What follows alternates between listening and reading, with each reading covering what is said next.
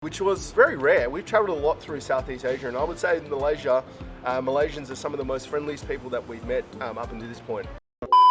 We'd finish at like 9:30 at night, 10 o'clock at night, and we're walking down streets that have no lights. No lights. I felt so safe. Tiny little alleyways, Okay, cars nah. would pull up, motorbikes would pull Ini up salah satu behind pengalaman dia juga ketika dia pergi gym dan pulang malam sekitar jam 9 atau jam 10 malam. Mereka jalan di lampu penerangan yang tidak begitu baik, tapi mereka aman aja jalan di Malaysia gitu guys. Meskipun udah malam dan lampu tidak memiliki penerangan yang bagus, tapi mereka merasa tidak ada yang membuntuti mereka dan mereka merasa aman untuk pulang ke apartemen mereka atau ke kondominium mereka gitu. Sekarang tingkat keamanan di Malaysia udah jauh meningkat gitu guys.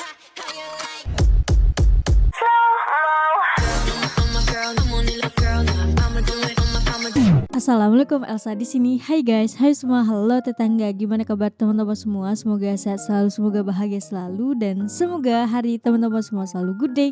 Selamat datang di channel YouTube Elsa Widianti Putri. Hari ini aku akan mereaction salah satu video dari channel Meets on the Horizon. Biasa kita melihat tentang Eropa, Korea, Jepun. Nah, hari ini kita akan melihat dari sisi Australiannya. Katanya nih guys, katanya rumornya Malaysia itu lebih better daripada Australian. Emang iya? Nanti kita lihat sama-sama video seperti apa. Tapi sebelum dimulai video reaksinya seperti biasa, aku mau ngajakin teman-teman semua dulu untuk subscribe channel ini dan aktifkan lonceng notifikasinya supaya tidak ketinggalan updatean terbaru dari channel ini. Dan bagi teman-teman yang mau request, bisa banget DM di Instagram aku di @elsawidiantiputri. Yaudah, tanpa berlama-lama, tanpa membuang masa, jomlah kita mulai video reactionnya. Are you ready? Let's go. And this is in all seriousness. Kale, is that good to the point that we are seriously considering moving here in the future? G'day everyone, it's Jimmy. Mereka pindah ke And we're Kuala from Mitches Lumpur. on the Horizon. It was such a nice day today. We thought we'd film this video outside for better or worse. So today's video is going to be on our first impressions of Kuala Lumpur. We Okay. are a family of 4, 2 adults and 2 children. Oh, sama And familynya. yeah, we're going to talk about our experience at KL and what we thought of it. The thing we noticed when we first came to KL is how friendly people were. Everyone. Everyone, from Grab drivers, people in the shopping centre, to the person you talk to at the counter, mulai they're dari all friendly. pengemudi Yes, shy at the mobil, start, but if they know supir ya. English, they will try and speak to you. And Oke, a lot of people went bahasanya out of their way to dipermudah actually karena make orang us Malaysia feel at home, bisa bahasa which we Inggris. really appreciated. They came over and just checked to see how we were going, asked Yep. where we were from. Just want to have a conversation, needed to know like, oh, why are you here? How long are you here for? What are you doing? Like, are you traveling? Are you living here? Do you have kids? Like, they just wanted to know everything about you. I like to test our boundaries and put our boys and test their limits of what they're comfortable with. And one of the things we did is we went and said hello to a lot of people. So saying hello, hello, hello.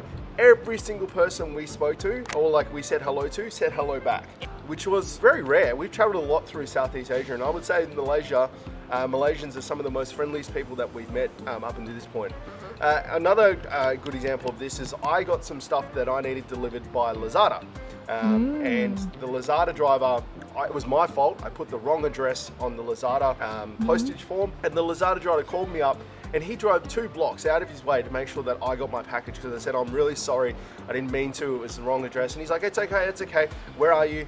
And dropped it off. I think in a lot of countries that wouldn't happen. They would have been like, oh, I'm not getting paid to do this, sorry, I'm not delivering it. So Jimmy had left to go back to Melbourne for a few days, and I was with the kids Melbourne, by myself. oh, We were walking Jimmy. around Jaya Grocer, and as always, the kids were like, Mum, can I have this? Mum, what are you looking at? Can I go look at this?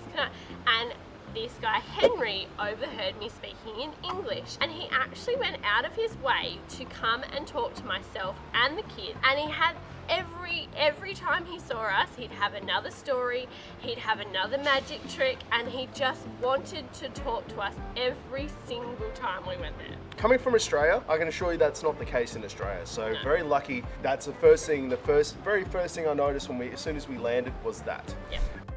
The second thing we have here is that we feel incredibly safe, way safer than we do in Australia. Yeah. To be fair, for the Ooh, most lebih part, Majority aman of it is. katanya, Yeah, guys. just an example from the other day. So we got here to Sikap Ipoh. We adil. were wandering around with all of our luggage because our room wasn't ready until later on that day. We had to kill some time. We went to an arcade. We parked all of our luggage halfway down the arcade. We found a gap between some machines, and we put 4 bags, our 2 laptop bags as well, and a camera bag, and we had no issues. We really didn't have have to watch them. You really weren't worried that they were just sitting there and that someone was going to wheel them away. We used to have to walk a kilometre and a half to this gym that we were going to. Yeah. We'd finish at like 9:30 at night, 10 o'clock at night. We're walking down streets that have no lights. No lights. I felt so safe. Tiny little alleyways, Okay, cars nah. would pull up, motorbikes would pull Ini up salah satu behind you. pengalaman dia juga ketika dia pergi gym dan pulang malam sekitar jam 9 atau jam 10 malam. Mereka jalan di lampu penerangan yang tidak begitu baik, tapi mereka aman aja jalan di Malaysia gitu guys, meskipun udah malam dan lampu tidak memiliki penerangan yang bagus, tapi mereka merasa tidak ada yang membuntuti mereka dan mereka merasa aman untuk pulang ke apartemen mereka atau ke kondominium mereka gitu. Sekarang tingkat keamanan di Malaysia udah jauh meningkat gitu guys. See, like, to make their way around you and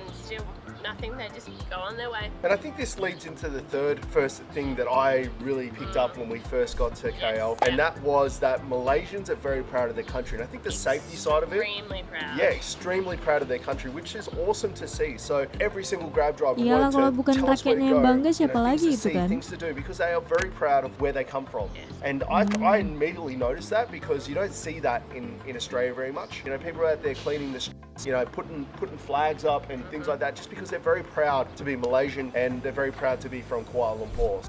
The fourth one is super interesting, and it's something that may not notice at the start, but we definitely noticed it about 3 days in, was that no one honks their horn. And they are extremely impatient in traffic. However, they do not. Ini honk kebanyakan that. orang No, yang do not kayak honk their horn. shock gitu Considering kan. KL is a big city and there's a lot of cars on the road, and this Soal ties into something we're going to talk about soon. There's a lot of cars on the road and it's not really a walking city. No one honks their horn. There was people cutting in front of each other. They will drive down a left-hand turning arrow section on the road. They will drive down the left-hand turn, but they want to go straight. So they'll get all the way to the end of the left-hand turn, and then they'll just ease their way back into traffic. Why this is really interesting and not common is because if you go to any other country in Southeast Asia, Vietnam, Yeah. Cambodia, It Laos, is Philippines, honking. the honking, it's reversed. The honking is the sign that you've acknowledged someone's going to come in. It's Yeah. not done from an act of aggression. No. It's just people honk. Yeah. Over I'm here- Hong Kong. KL, Malaysian people don't honk at each They other. really don't.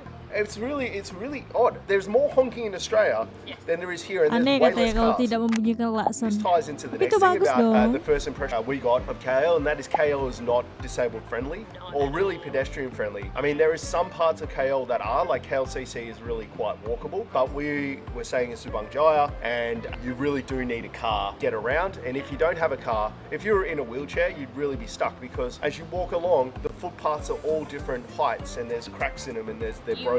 would have to be on the road constantly. You could not be on the footpath, and every shop has their own type of flooring, but then the next shop could be down this, and then it's just steps, but they're not the standard steps. There could be just one big step, there could be two little steps, there could be a ramp. Kayak Nothing is tidak the ramah same untuk across yang the board. pakai kursi roda Which mungkin is ya gitu not a good thing or maksudnya. bad thing. It is just what it is, but it's something to be conscious of. If you are maybe can't walk that well, or you're in a wheelchair, you're going to be mentally prepared to be using grabs and getting around in taxis a lot. It's just something to think about. Definitely something to be aware of. Okay, the next more funnier thing that we noticed coming to KL is that Malaysians have an obsession with malls, and I think it's good. Oh, yeah? Like, it's not a Huge bad thing. I obsession. think it's just interesting. It's kind of like a sport over here. It is, and it's a good, Olahraga like mata I itu. can understand why. It's hot, it's humid, and it Yeah. rains a lot. Yeah, so So- you go to the mall because it's got aircon, right? It's got aircon. There's food there. There's You things to walk do. around, you have a look. But where Aku we were juga staying in obsesi Subang mall kok. Jaya, there was 5 malls within 500 meters of us. There was malls everywhere. And for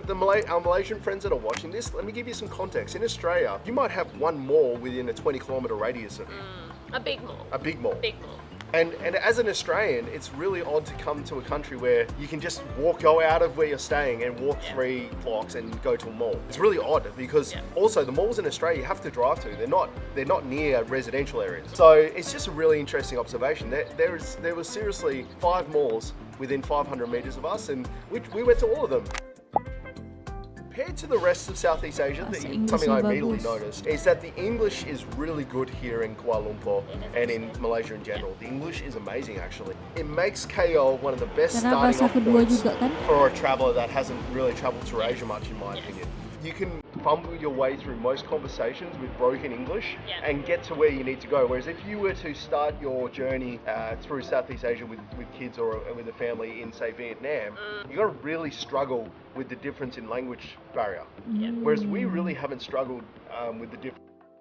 we might have ended up with the wrong meal here and there, or something like that, but nothing that could have gotten us into danger or that's unsafe, that kind of stuff. Just you end up with a funny meal at the end of it. 100%. And they make for great adventures, and I think ultimately, like I said, if anyone is thinking of traveling, KL is a great place to start, and not just come here for a day or two, spend a couple of weeks here. KL is more than KLCC. There are so many things to do. See and do, and it's such a beautiful city. So the next thing I've got in here, and I think everyone that talks about their first impressions of KL will talk about this, and that's the food. I would argue one of the best places in the world when it comes to food, but there is just a mecca of night markets and hawker stalls and just little beautiful restaurants, and there's just every cuisine that you could possibly think of. And I know it gets talked about a lot, but it's something that I personally immediately noticed. It's not necessarily that the food is good or bad, it's better.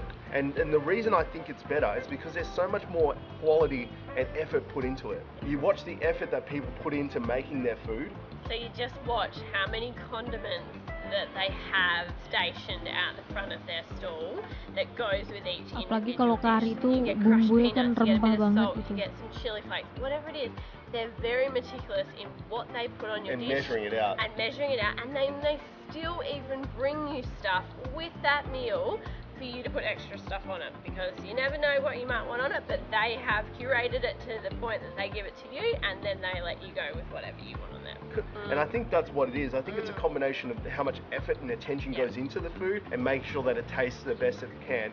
Considering how little relative you're paying for the food than say in Australia, the quality is so much better because there's just more love. More love and effort. Way that more goes love into put into it. the food here. Yeah. There's such an amazing diversity of food too. Because the ethnic culture of Malaysia is so diverse, you can get pretty much any type of food. Anything. You can get full-on Western Makanan meals, India, to Cina, Indian to Korea pun Malaysian, ada, Jepun pun ada every juga possible gitu kan. cuisine, Japanese. I can't list them all, but they are all literally here. And where it works really well is like you can go to a food court or you can go to a hawker's market, and I can order something really spicy because I enjoy it, and who don't like spices, we can order them something that's less spicy from another cuisine, all in one place. Like I said, there's food for everyone. If you love spice, obviously this is the home of spice. Malaysia and KL are well known for their spicy food. That's really good quality. That's got a lot of love and attention to it. So just a bonus one here, guys. Compared to Australia, we'll just wait for this to finish.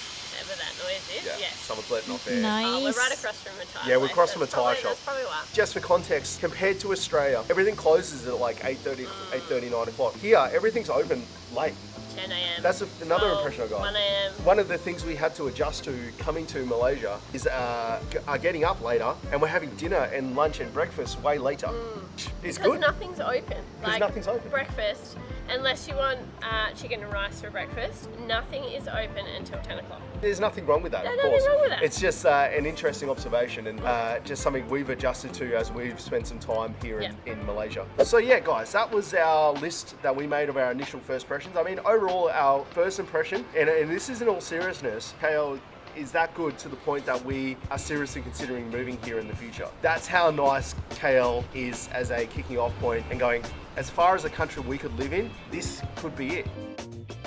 Oke, nah jadi itu adalah pengalaman sepasang keluarga ini ya guys. First impression dia terhadap Malaysia gitu. Jadi berdasarkan cerita dia tadi dapat aku simpulkan bahwa mereka nyaman di Malaysia. Selama di Malaysia mereka nyaman dan mereka mulai memikirkan untuk akan tinggal di Malaysia gitu. Tapi yang dapat kita ketahui bahwa setiap negara itu pasti mempunyai kelebihan dan kekurangannya masing-masing gitu. Bahwa kita tidak bisa menjudge negara ini buruk dan kita tidak bisa menjudge juga bahwa negara ini sangat-sangat terlampau sempurna. Jadi setiap negara memang ada porsinya masing-masing dan setiap negara juga ada kekurangan dan kelebihannya masing-masing. Mungkin pasangan suami istri ini merasa ketika dia berlibur ke Malaysia, dia merasakan hal yang nyaman yang tidak dia dapatkan di Australia. Maka dia ingin dan memikirkan untuk bisa jadi di masa depan dia akan tinggal di Malaysia gitu. Jadi seperti video-video udah aku reaction juga, ada beberapa video yang mengatakan kenapa banyak orang asing yang ingin tinggal di Malaysia. Salah satunya